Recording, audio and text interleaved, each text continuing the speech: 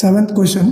Okay, ಈಗ ಒಂದು equation ಕೊಡಿದ್ದಾನೆ, ಅದನ್ನ ಏನ್ ಮಾಡಂತಾನೆ, ಸಿಂಪ್ಲಿಫೈ ಮಾಡಿ and solve the following linear equation ಅಂತಾನೆ. ಇದನ್ನ ಸಿಂಪ್ಲಿಫೈ ಮಾಡಿ ಸಾಲ್ವ್ ಮಾಡ್ಬೇಕಂತ. ಅಂದ್ರೆ ಏನ್ ಕಂಡಿಡ್ಬೇಕು, ಇಲ್ಲಿ ಟಿ ವ್ಯಾಲ್ಯೂ ಕಂಡಿಡ್ಬೇಕು. ಈಗ ಮಲ್ಟಿಪ್ಲೈ ಮಾಡೋಣ. 3 ಇಂಟು ಟಿ ಏನಾಗುತ್ತೆ, 3t ಆಗುತ್ತೆ. ಪ್ಲಸ್ ಇಂಟು ಮೈನಸ್ ಮೈನಸ್, 3 3 ಜಾ 9 ಆಯ್ತು. ಇಲ್ಲಿ ಕೂಡ ನೀವು ನೋಡಿದ್ರೆ 5 ಇಂಟು 2 10 ಆಯ್ತು, 10t ಆಗುತ್ತೆ. ಪ್ಲಸ್ ಇಂಟು ಪ್ಲಸ್ ಪ್ಲಸ್ 5 1 ಜಾ 5. ಓಕೆ, ಈಗ ನೆಕ್ಸ್ಟ್ ಏನು ಮಾಡಬೇಕು, ಟಿ ಇರೋದೆಲ್ಲ ಒಂದು ಸೈಡ್ ತೊಗೊಂಬಂದ್ರಿ.